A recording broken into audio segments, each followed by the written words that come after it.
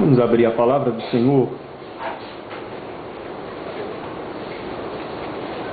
na carta de Paulo aos Efésios.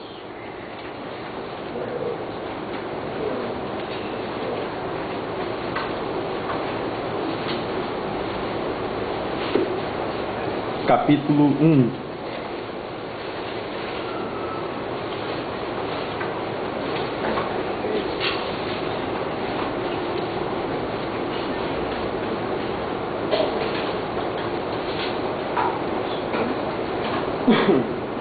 Carta de Paulo aos Efésios, capítulo 1. Nós vamos ler do versículo 1 ao versículo 14. Porém, nosso versículo será o versículo 2, qual iremos tratar nesta noite. Carta de Paulo aos Efésios, capítulo 1, diz assim a palavra de Deus. Paulo, apóstolo de Cristo Jesus por vontade de Deus, aos santos que vivem em Éfeso e fiéis em Cristo Jesus. Graça a vós outros e paz da parte de Deus nosso Pai e do Senhor Jesus Cristo. Bendito Deus e Pai de nosso Senhor Jesus Cristo, que nos tem abençoado com toda sorte de bênção espiritual nas regiões celestiais em Cristo. Assim como nos escolheu nele antes da fundação do mundo, para sermos santos e irrepreensíveis perante ele em amor. E nos predestinou para ele, para a adoção de filhos, por meio de Jesus Cristo, segundo o beneplácito de sua vontade, para louvor da glória de sua graça, que ele nos concedeu gratuitamente no amado, no qual temos a redenção pelo seu sangue, a remissão dos pecados, segundo a riqueza da sua graça, que Deus derramou abundantemente sobre nós, em toda a sabedoria e prudência, desvendando-nos o mistério da sua vontade, segundo o seu beneplácito que propusera em Cristo, de fazer convergir nele, na dispensação da plenitude dos tempos, todas as coisas, tanto as do céu como as da terra. Nele digo, no qual fomos também feitos herança, predestinados segundo o propósito daquele que faz todas as coisas conforme o conselho da sua vontade, a fim de sermos para louvor da sua glória, nós, os que de antemão esperamos em Cristo, em quem também vós, depois que ouvistes a palavra da verdade, o evangelho da vossa salvação, tendo nele também crido, fostes selados com o Santo Espírito da promessa, o qual é o penhor da nossa herança até ao resgate da sua propriedade, em louvor da sua glória. Amém. Vamos orar, irmãos. Bendito Deus e eterno Pai que estás nos céus. Nesta hora, Senhor, suplicamos a tua graça e misericórdia do teu servo que fala contigo, como também, Senhor, de toda a tua igreja aqui. Que o Senhor assim nos abençoe, ó Deus, e por tua misericórdia, pelo teu Espírito Santo, através da tua palavra, fale a cada coração presente aqui nesta noite. Ó Senhor, que ninguém fique de fora, do menor ao maior, seja uma criança, seja um adolescente, seja um adulto, seja um idoso, seja atingido por tua graça e por tua misericórdia seja transformado. Que a tua igreja nesta hora também aqui preste atenção à tua palavra e assim, Senhor, seja movido, tocado pelo Espírito Santo. Que o Senhor assim nos abençoe, santifica as nossas vidas, conforta as nossas vidas e salva, Senhor, aqueles que precisam de salvação. Em nome de Cristo Jesus. Amém.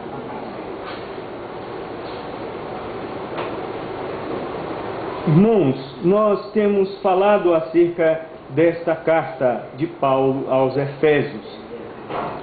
Nós falamos que esta carta é uma carta extremamente maravilhosa e tem uma singularidade entre outras cartas.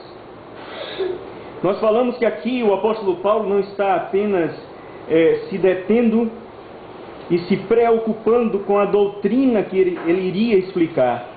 Mas vemos aqui o apóstolo Paulo de uma maneira especial, derramando todo o seu amor e a sua gratidão e o seu louvor enquanto destila palavras maravilhosas. Vemos aqui o apóstolo Paulo maravilhado, sobretudo, com o Evangelho do nosso Senhor e Salvador Jesus Cristo. E vemos aqui também, da mesma forma, o apóstolo Paulo, sobretudo, contemplar no Evangelho a soberana vontade de Deus, a doutrina da soberania de Deus na salvação e na condução do seu povo até o reino eterno. Nós falamos na vez passada, no último sermão que pregamos sobre essa epístola, acerca da soberana vontade de Deus, neste primeiro versículo onde diz: Paulo, apóstolo de Cristo Jesus, por vontade de Deus. Por vontade de Deus. E ressaltamos, meus irmãos, o fato de que o apóstolo Paulo sabia que ele estava ali, não somente como cristão, mas como mensageiro, por vontade de Deus, e não por sua própria vontade. E vimos também, meus irmãos, que o quanto é importante entender a vontade de Deus, mas também cumprir a vontade de Deus. E por fim, amar a vontade de Deus.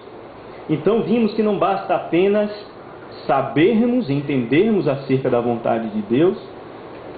Vimos também que não basta sabermos e cumprirmos a vontade de Deus, mas que também é preciso amar a vontade de Deus. Fazer isso tudo com amor. Meus irmãos, não há como lermos um só versículo das Escrituras sem entendermos que diante de nós está a voz do próprio Deus, a voz do Senhor. Em cada versículo nós sabemos que encontramos aqui a voz de Deus mesmo falando a nós e aos nossos corações. Ora, é assim que vemos o apóstolo Paulo iniciar este capítulo, tendo em vista a vontade de Deus, a soberania de Deus acima de todas as coisas, principalmente acerca da salvação do seu povo. Se nós abrirmos a palavra do Senhor em Isaías capítulo 46,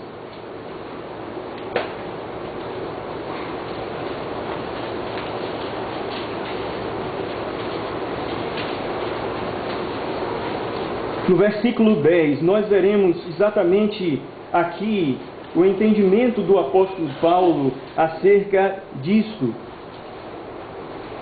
A partir do versículo 9, Isaías 46: Lembrai-vos das coisas passadas da antiguidade, que eu sou Deus e não há outro, eu sou Deus e não há outro semelhante a mim, que desde o princípio anuncio o que há de acontecer, e desde a antiguidade as coisas que ainda não sucederam, que digo, o meu conselho permanecerá de pé, farei toda a minha vontade. E aqui, meus irmãos, está a vontade do Senhor no Evangelho, na salvação.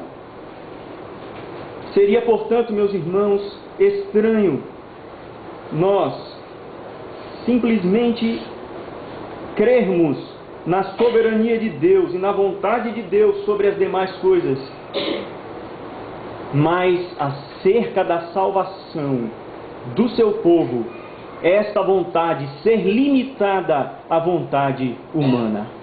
Não é assim que o apóstolo Paulo vê o Evangelho. A vontade humana aqui está inteiramente subjugada à operação de Deus. Está inteiramente subjugada a Cristo Jesus e ao que o seu Santo Espírito faz no coração do pecador. É assim que o apóstolo Paulo contempla o Evangelho, como Deus sendo o autor e consumador de fato da nossa fé. E é por isso que ele exalta a Deus. E é por isso que ele exalta a Cristo. E é por isso que ele exalta ao bendito Espírito Santo, só nesses versículos aqui que lemos de uma maneira tão gloriosa. Mas, meus irmãos, eu gostaria agora de passar de fato para o versículo que vamos ver esta noite. O versículo 2. Diz assim, o versículo 1: Paulo, apóstolo de Cristo Jesus, por vontade de Deus, aos santos que vivem em Éfeso e fiéis em Cristo Jesus. Graça a vós outros e paz, da parte de Deus nosso Pai e do Senhor Jesus Cristo.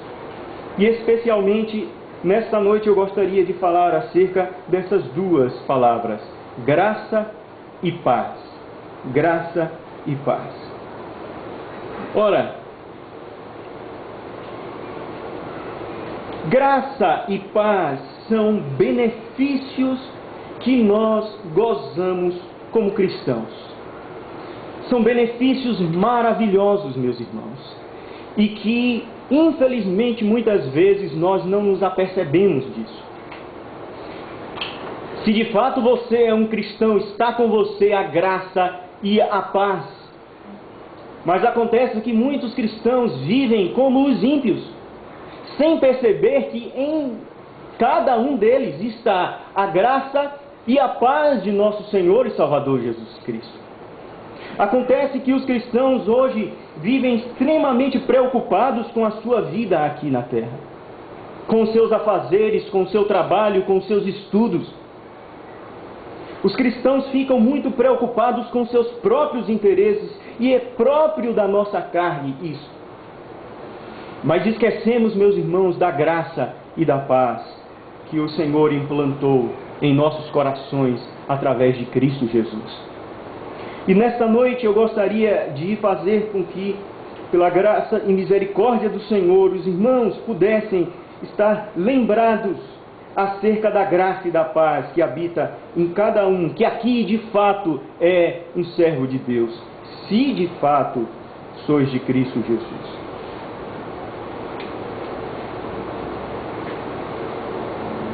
Em primeiro lugar, meus irmãos, eu gostaria de falar acerca da graça em especial.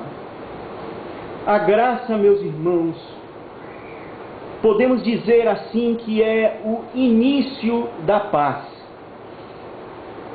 De fato, ninguém pode ou poderá ter paz sem ter primeiro a graça. Ora, talvez você entenda e veja que o mundo está como está pelo fato de que o povo não tem paz, de que simplesmente eles não entendem nada acerca da paz, e que eles precisam buscar a paz, e que eles precisam alcançar a paz. De uma maneira ou de outra, eles precisam confabular entre si, as nações precisam chegar a um acordo para que elas tenham paz entre elas, e dentro da própria sociedade, dentro do próprio país, do próprio Estado, o povo precisa se entender para que tenha paz. Então a ética e a moral, sobretudo, estão extremamente exaltadas no dia de hoje, por causa desta busca pela paz. E nós temos ainda outra forma de se buscar a paz, que é simplesmente através do respeito e consideração pelo pensamento de outros. E hoje, no pós-modernismo, a ideia é exatamente esta: eu não vou de encontro ao seu pensamento, nem você pode ir de encontro ao meu pensamento, eu tenho que respeitar o seu pensamento e você tem que respeitar o meu pensamento. Então, se eu simplesmente sou uma pessoa mais idosa, que gosto de coisas mais conservadoras, eu tenho que respeitar o meu filho ou meu neto mais jovem, que simplesmente gosta de coisas que eu não gosto e que eu acho que são erradas, mas eu tenho que respeitar. Isso tudo para que haja paz. Então, a mente humana cria e elabora cada vez mais coisas para que o homem, a humanidade entre si, possa ter paz. Mas, meus irmãos, com o passar do tempo, nós temos visto que isso não tem dado certo. Cada vez mais as famílias estão divididas. Cada vez mais que se procura o respeito e o valor no ser humano, ou do ser humano para com outro ser humano, o mundo piora, o mundo se agrava e a violência e as desgraças e as misérias se multiplicam. E aqui, meus irmãos, nós vemos a palavra de Deus com a verdade absoluta, a única verdade. A verdade de que ninguém neste mundo, ninguém aqui presente nesta noite, nem você que é uma criança e que tem desde já as suas dificuldades, ou você, um adolescente que está passando por muitas dificuldades e certamente é uma idade conturbada, ou você, jovem, que também precisa suportar o jugo da mocidade, e você que é idoso e que muitas vezes se depara com a depressão, com a tristeza. Nenhum de vocês aqui esteja consciente disso, não saia daqui sem entender que você não terá paz se primeiro sobre você não vier a graça de Cristo Jesus. Enquanto você não buscar a graça, você não alcançará a paz. E o que é a graça? O que é a graça? Ora, meus irmãos, se abrirmos lá em Romanos, capítulo 5, versículo 2, nós veremos o seguinte, a partir do versículo 1: Justificados, pois, mediante a fé, temos paz com Deus, por meio de nosso Senhor Jesus Cristo, por intermédio de quem obtivemos igualmente acesso pela fé a esta graça, na qual estamos firmes. Na qual estamos firmes. Por intermédio de quem obtivemos igualmente acesso pela fé a esta graça. Então, meus irmãos, para se ter paz é preciso que primeiro busquemos a graça. E a graça nada mais é do que o favor imerecido de Deus em doar o seu único Filho, enviá-lo ao mundo, para que todo aquele que nele crê não pereça, mas tenha vida eterna. Meus irmãos, isto é graça. Graça é Cristo, e Cristo é a própria graça. Em lugar de recebermos o juízo, recebemos a salvação de nossas vidas, a salvação de nossas almas. Ora, meus irmãos, o Senhor tinha todos os motivos para derramar sobre nós a sua ira, o cálice da sua ira. Ele tinha todos os motivos para nos mandar ao inferno com toda e plena justiça. Mas não sabemos porquê e não entendemos direito. Ele, num determinado momento, quis nos amar. Ele quis nos amar. E Ele então enviou a própria graça encarnada, Cristo Jesus, na plenitude dos tempos. Em Romanos 3,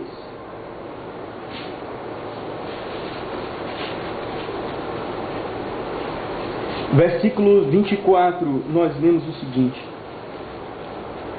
sendo justificados gratuitamente por sua graça, mediante a redenção que há em Cristo Jesus, a quem Deus propôs no seu sangue como propiciação mediante a fé, sendo justificados gratuitamente por sua graça.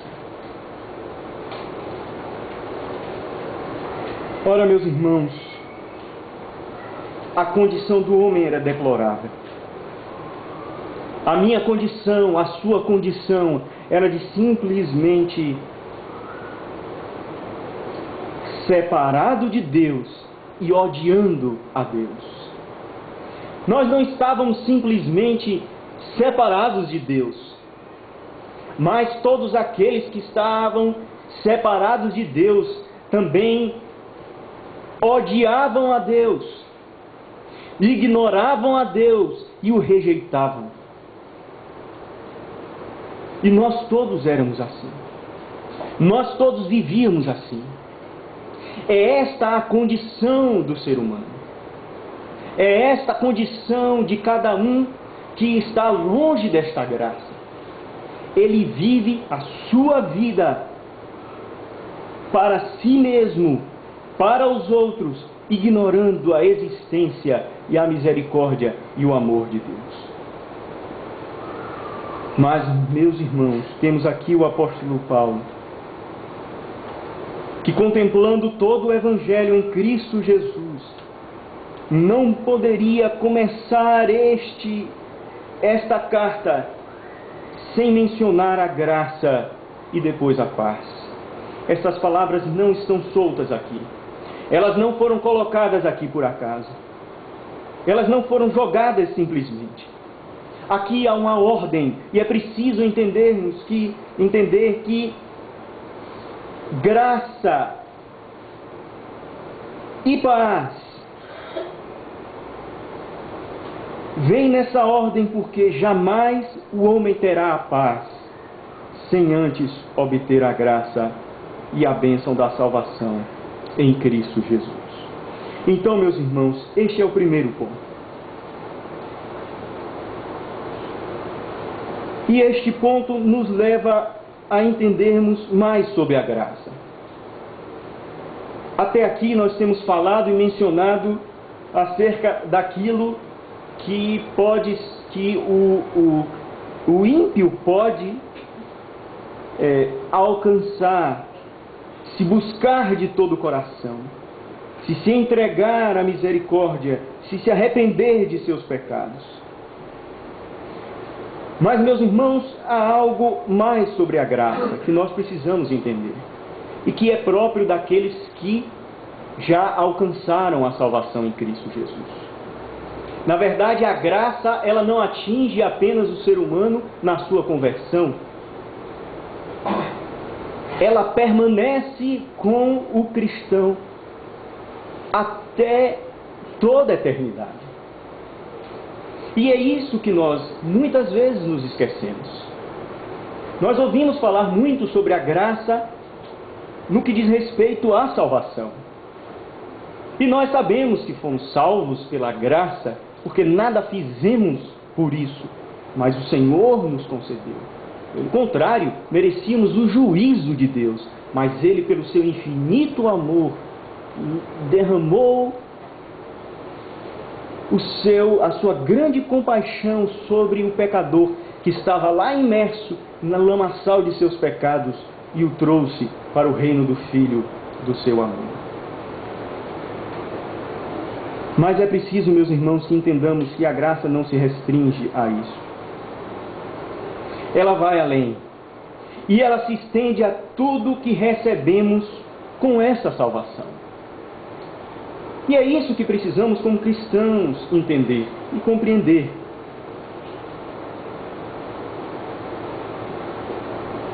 Ora, meus irmãos,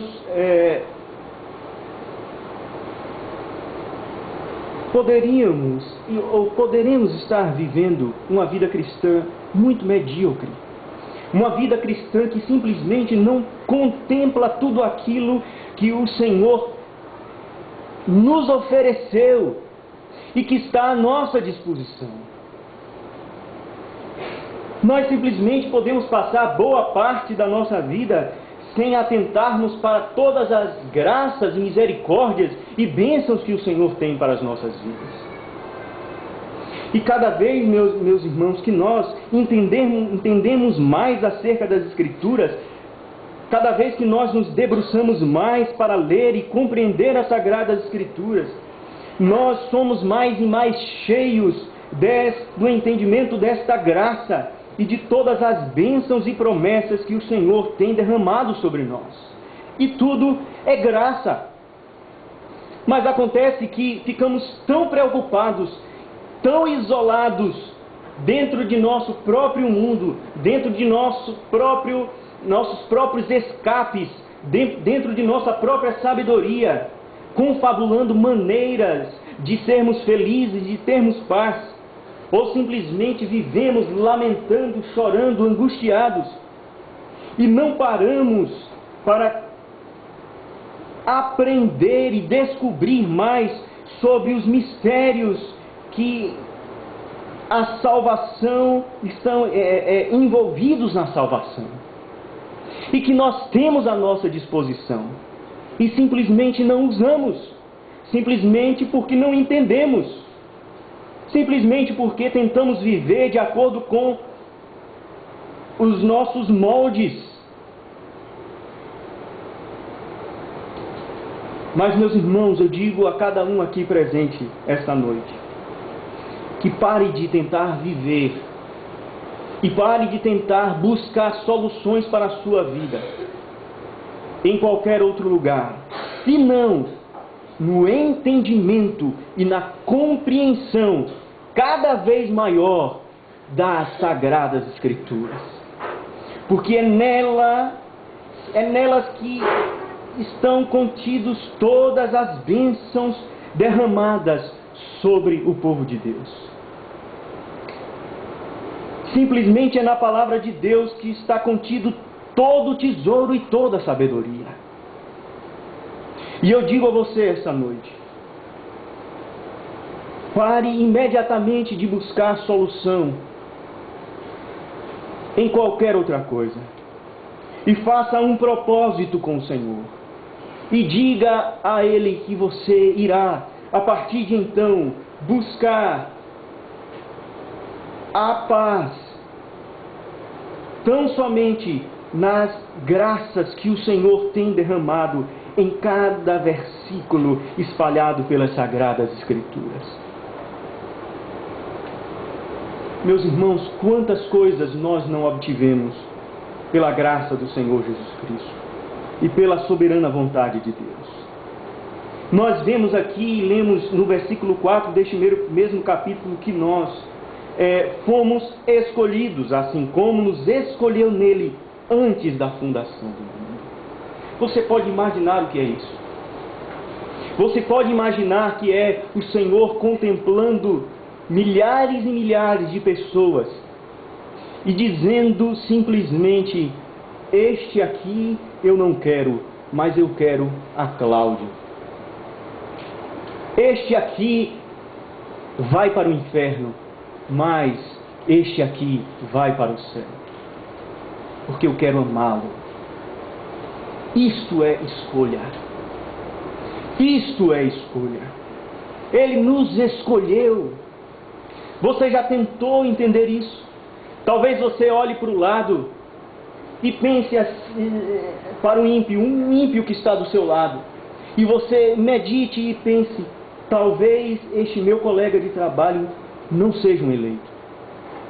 E talvez ele esteja destinado para ir ao inferno e não haverá nada, absolutamente nada, que ele possa fazer para ir ao céu. Mas eu, não sei porquê, fui escolhido para ir para o céu. Fui escolhido para herdar a Canaã celestial. Ora, meus irmãos, isto é uma graça. A escolha do Senhor é uma das primeiras graças. O Senhor nos escolheu antes da fundação do mundo para sermos santos e irrepreensíveis perante Ele em amor. Ora, meus irmãos, se nós aí virmos no versículo 5, nós leremos que outra graça. Diz que Ele nos predestinou para Ele, para a adoção de filhos por meio de Jesus Cristo. Ora, meus irmãos, que coisa maravilhosa, não é isso? Fomos adotados pelo Senhor. E aqui, meus irmãos, nós vemos o Senhor satisfazendo todas as necessidades do ser humano. Você veja bem que o plano do Senhor é perfeito e é completo. Ele não somente escolhe você. Talvez você imagine alguém simplesmente escolhendo adotar uma criança. E ele adota aquela criança, mas ele simplesmente se arrepende do que fez. E muitas vezes mais adiante considera mais aos seus filhos legítimos do que aquela criança adotada. E aquela criança simplesmente sente-se rejeitada. Mas o Senhor Deus não faz assim conosco. E nem fez assim conosco. Na verdade, o seu filho legítimo é Cristo Jesus. Mas à medida de que Ele adota a cada um de nós, Ele nos torna filhos legítimos com Cristo Jesus. E nós não estamos simplesmente como filhos adotados, mas passamos a fazer parte como que assim de sua natureza e da natureza de Cristo Jesus. É como se aquele filho adotado pudesse ter o mesmo sangue e a mesma natureza de seus pais adotivos. E foi assim que o Senhor fez com cada um de nós. Temos a natureza de Cristo Jesus, nosso irmão. Ele disse que poderíamos chamá-lo assim. Somos, de fato, filhos de Deus. Ele nos adotou. Isso, meus irmãos, já deveria preencher qualquer vazio que existisse em nossas mentes, em nossos corações. Talvez você não tenha um pai cristão e você seja triste por isso. Mas você pode, diante dessa verdade, parar um pouco e dizer: eu não tenho um pai carnal cristão, mas eu tenho a Deus como meu pai. O Santo e Todo-Poderoso, Altíssimo, Criador dos céus e da terra, como meu Pai legítimo. E eu sendo o seu filho legítimo. E Ele me completa como filho. Talvez até você não tenha pai. Seu pai tenha morrido. E você tem esse complexo e essa dor em seu coração.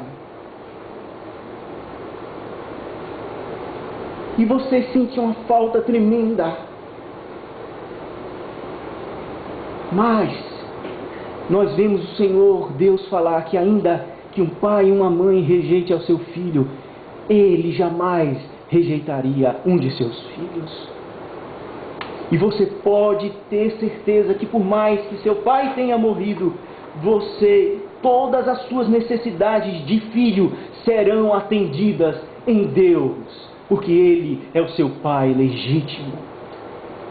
Ele o adotou como filho. Ele o ama como filho. E esta é uma graça infinitamente soberana e maravilhosa. E nós, meus irmãos, fomos também justificados. Outra graça. E fomos glorificados. Outra graça. Isso significa, meus irmãos, que todos os nossos pecados foram lançados no mar do esquecimento. E agora nós podemos esperar o céu, porque com Cristo estamos lá com Ele, assentados nos lugares celestiais. Romanos 8, versículos 29 e 30 dizem acerca disso.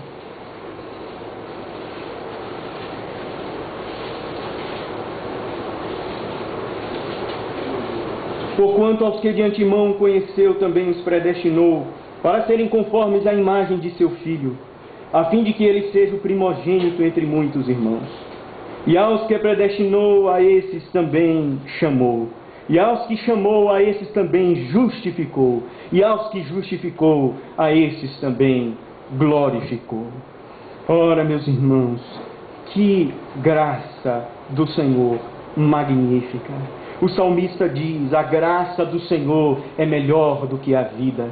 Simplesmente porque ele entendia todas essas graças. Ele compreendia que a graça não estava apenas na salvação, naquele início da sua vida espiritual, mas ela o acompanhava toda a sua vida. Há graças que nós não conhecemos e há graças que nós não experimentamos. Há graças que nós não sentimos, simplesmente porque não compreendemos e não entendemos e não buscamos a palavra de Deus e o seu ensinamento exatamente como deveríamos. Ora, meus irmãos, o Senhor derramou sobre nós a sua graça salvífica, mas Ele continua a nos abençoar com graça sobre graça, dia após dia. E é preciso que você entenda isso. E é preciso que você se lance aos pés dessas verdades magníficas, para que assim possa ser consolado com a palavra de Deus. É por isso que o Senhor mesmo diz que ela restaura a nossa alma, porque ela nos manifesta e apresenta aos nossos olhos coisas tão belas e maravilhosas que suprem todas as nossas necessidades como ser humano. Meus irmãos, é preciso também entendamos o seguinte: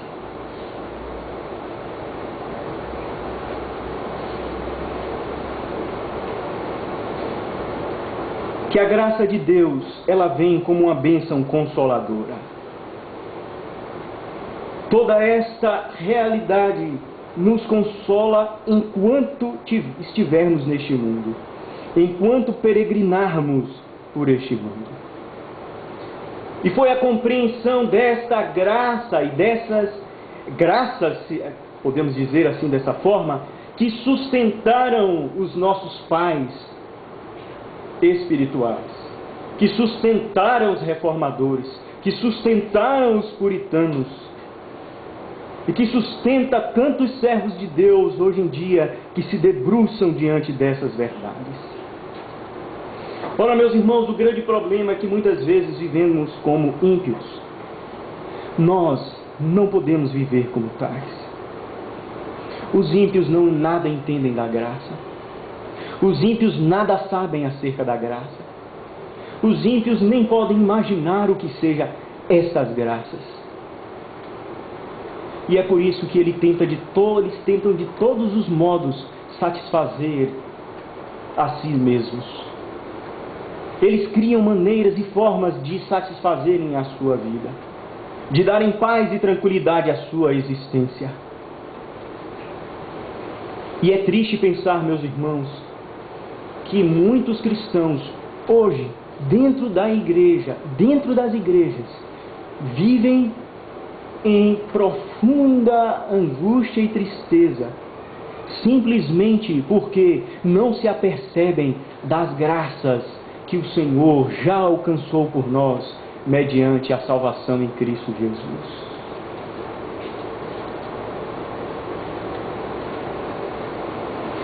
Ora, não é terrível como nós temos algo que nos tira a paz? Ora, eu acredito que cada um de nós tem algo assim.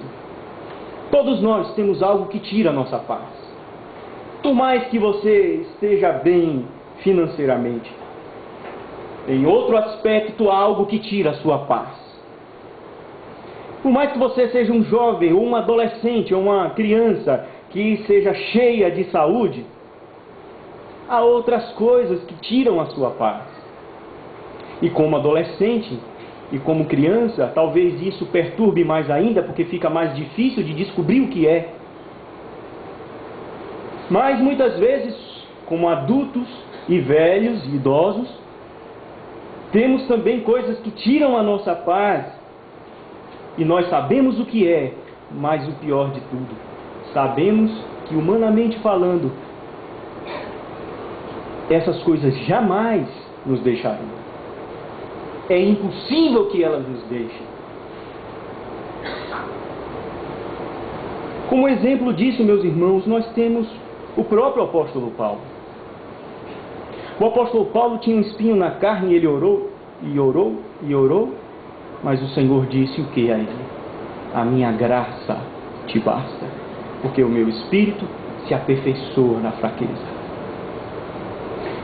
E eu digo aos irmãos nesta noite, talvez você tenha um espinho na carne.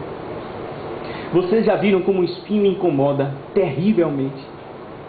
Se alguém aqui já se furou e o espinho já ficou dentro da sua carne, você pode ver que logo dói e incomoda profundamente. Mas em alguns momentos a gente esquece disso. não é verdade?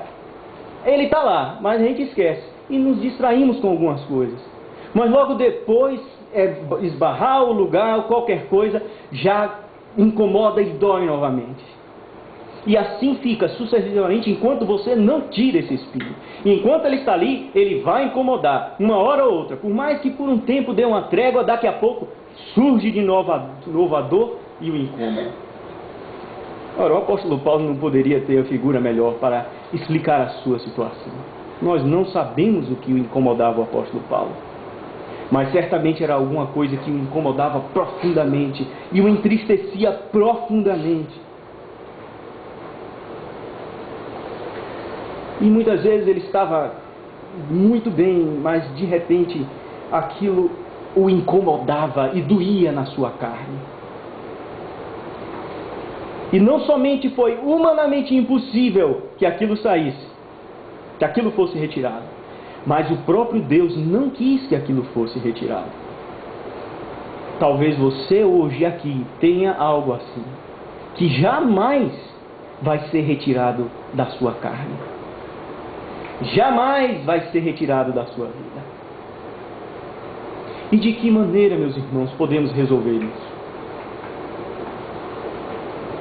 E eu digo aos irmãos que a única coisa que pode resolver é a compreensão da graça do nosso Senhor e Salvador Jesus Cristo. Todas as vezes que o espinho incomodar, olhemos para Cristo. Todas as vezes que o maligno tentar nos fechar em nosso mundo, em nossos próprios problemas, corramos para Cristo Jesus. E onde está Cristo Jesus hoje? Em sua própria palavra. Meus irmãos, nós temos um tesouro da graça diante de nossos olhos, em nossas estantes.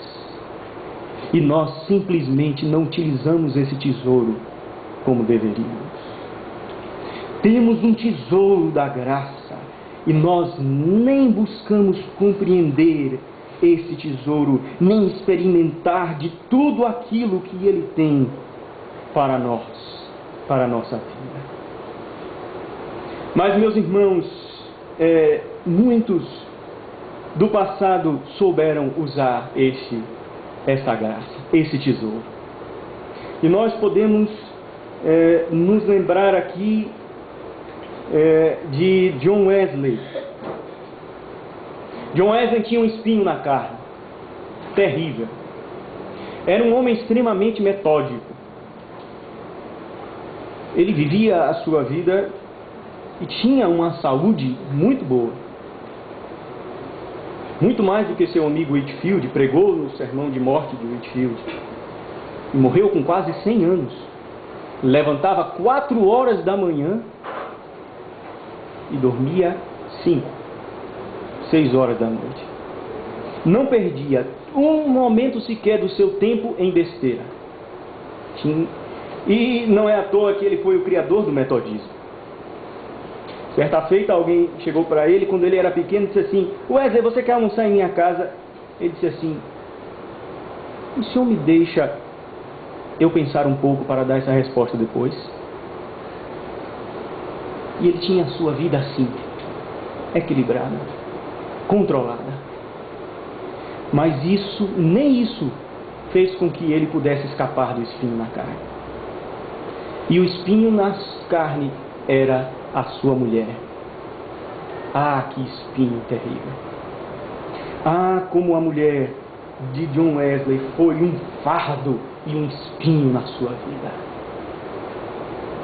Meus irmãos, lendo a sua biografia, nós ficamos emocionados. Como este homem entendia a graça de Deus, apesar de ter um espinho tão doloroso em sua carne. Certa feita, ele estava pregando, e esta mulher maligna veio por trás, mandada por Satanás, e jogou um balde de água nas costas. Muitas vezes ele fazia viagens e ela contratava detetives para segui-lo, extremamente morta de ciúmes. Era um espinho na carne terrível. Ameaçou sair de casa não sei quantas vezes. E todas as vezes que ela ameaçava sair de casa, ele estava ali pronto para amavelmente dizer a ela: não, fique, meu amor, por Cristo Jesus.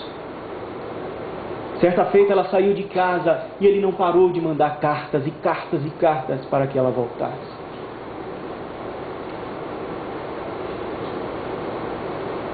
Talvez você tenha este espinho na carne, uma mulher assim. Mas talvez não seja a sua mulher. Talvez seja o seu filho. Talvez seja o seu marido. Talvez, não sei, seja uma doença.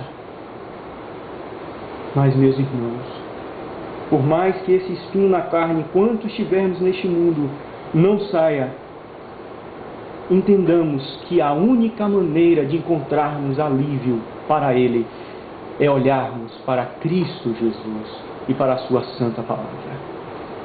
É buscarmos a graça de nosso Senhor e Salvador Jesus Cristo. É contemplarmos em todo o seu sacrifício todas as bênçãos e promessas que Ele tem para nós. É olharmos para o reino eterno e compreendermos que a nossa vida não se limita a este mundo, que as aflições e os sofrimentos do tempo presente não se podem comparar com a glória que está reservada, esta graça prometida por Cristo Jesus, em sua santa e bendita palavra.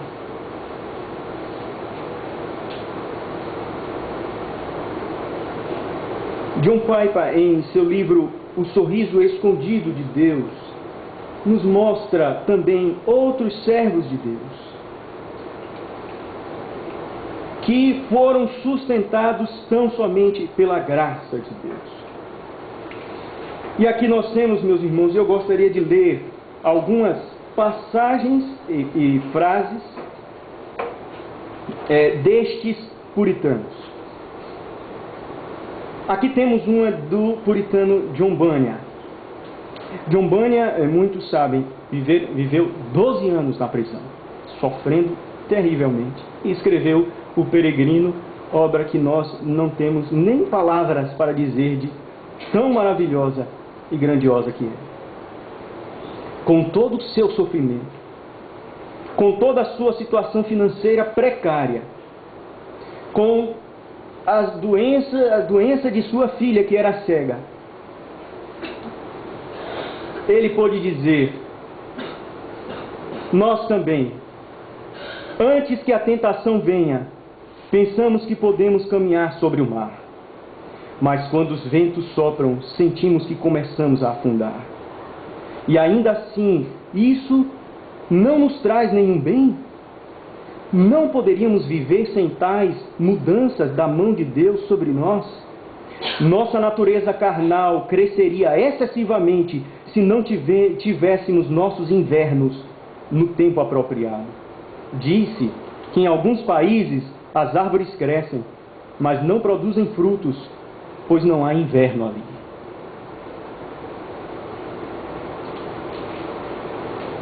Ele ainda continua e diz o seguinte: o que será feito não é o que os inimigos desejam, nem o que decidiram, mas o que Deus deseja e o que Ele determina. E como nenhum inimigo pode trazer sofrimento sobre uma pessoa, contrariamente à vontade de Deus, assim também ninguém pode se salvar das mãos dos inimigos quando Deus determinou entregá-lo para a sua glória. Sofremos ou deixaremos de sofrer conforme lhe agrada. Deus tem designado quem deve sofrer. O sofrimento não sobrevém por acaso, nem pela vontade do homem, mas pela vontade e determinação de Deus.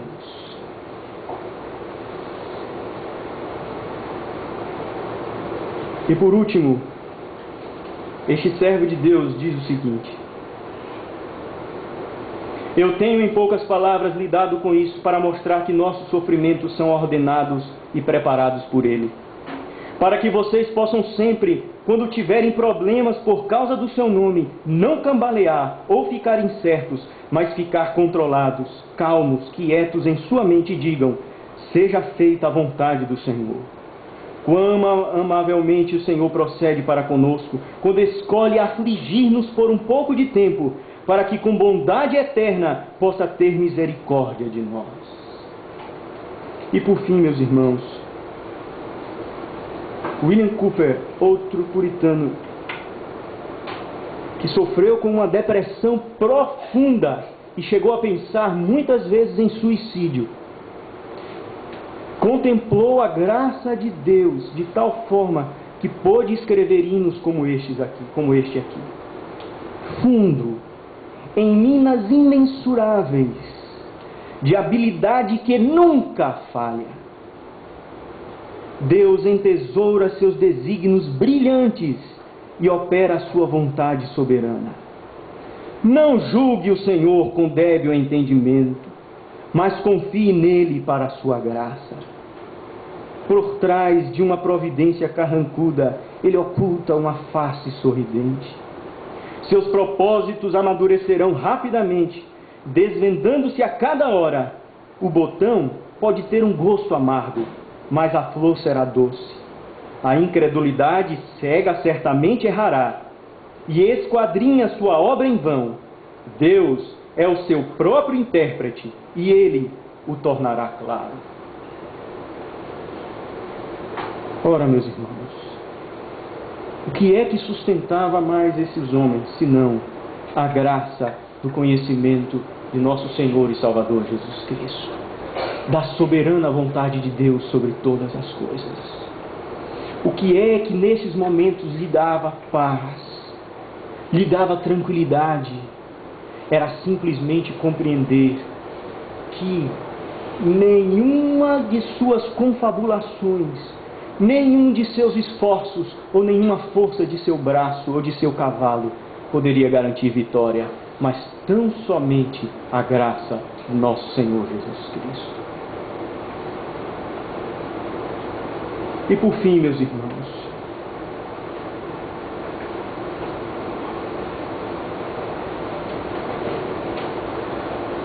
nós podemos entender, sobretudo, que a graça do Senhor jamais será alcançada enquanto não visualizarmos Cristo Jesus e enquanto Ele não for a razão de nossa alegria.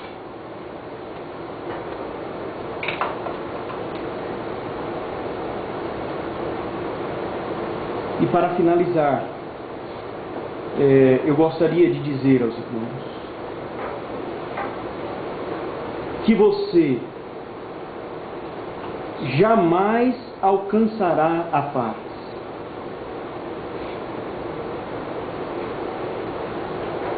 E que esta paz só virá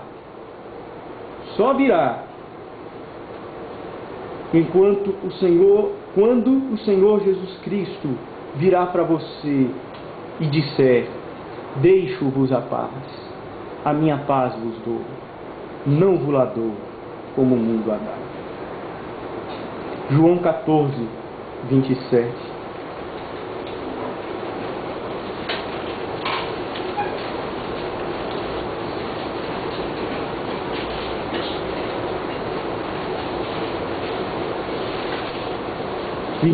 Diz: isso vos tenho dito estando ainda convosco, mas o Consolador, o Espírito Santo, a quem o Pai enviará em meu nome, esse vos ensinará todas as coisas, e vos fará lembrar de tudo que vos tenho dito. Deixo-vos a paz, a minha paz vos dou, não vos la dou como a dá o mundo. Não se turbe o vosso coração, nem se atemorize. Ora, meus irmãos, é exatamente isso que nós precisamos entender. A graça e a paz de nosso Senhor e Salvador Jesus Cristo. E vemos aí, meus irmãos, que o segredo da paz e da felicidade está em entendermos que enquanto não obtivermos a graça do Senhor Jesus Cristo, enquanto não buscarmos esta graça de todo o nosso coração, enquanto não debruçarmos diante da palavra de Deus e de tudo que ela tem a nos oferecer, jamais obteremos a paz. Graça e paz é uma ordem. Está colocada de uma forma ordenada.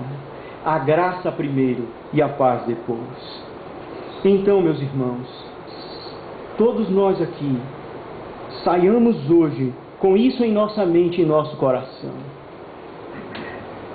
Entendendo que, por mais que passemos dificuldades e problemas, jamais encontraremos a paz enquanto não buscarmos Cristo Jesus.